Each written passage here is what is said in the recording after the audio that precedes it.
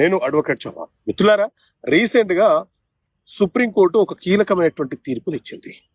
Light motor vehicle driving licence కలిగిన వాళ్ళు కూడా ట్రాన్స్పోర్ట్ వెహికల్ ని నడపవచ్చని చెప్పింది.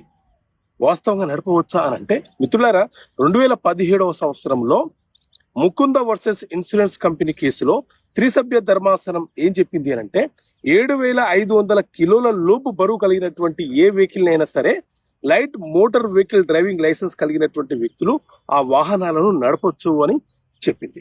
సో దీని మీద ఇన్సూరెన్స్ కంపెనీలు ఏం చేశాయనంటే light motor vehicle driving licence కలిగిన వాళ్ళు ఈ వాహనాలను నడపడం వల్ల ప్రమాదాలు ఎక్కువగా జరుగుతున్నాయి, అది ఇన్సూరెన్స్ కంపెనీకి భారం అవుతుంది, సో ఆ నిబంధనని తీసేయాలి అంటూ వాళ్ళు తిరిగి సుప్రీంకోర్టులో పిటిషన్లు వేసుకోవడం జరిగింది.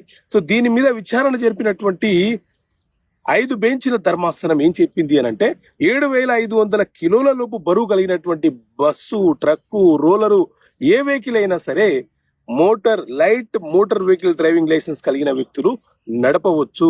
అవసరమైతే ప్రభుత్వము మోటార్ వెహికల్ యాక్ట్ 1988లో సవరణ చేయాలని చెప్పి కీలకమైనటువంటి తీర్పునిచ్చింది మిత్రులారా.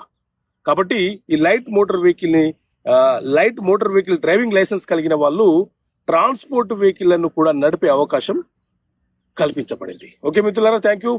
జై హింద్.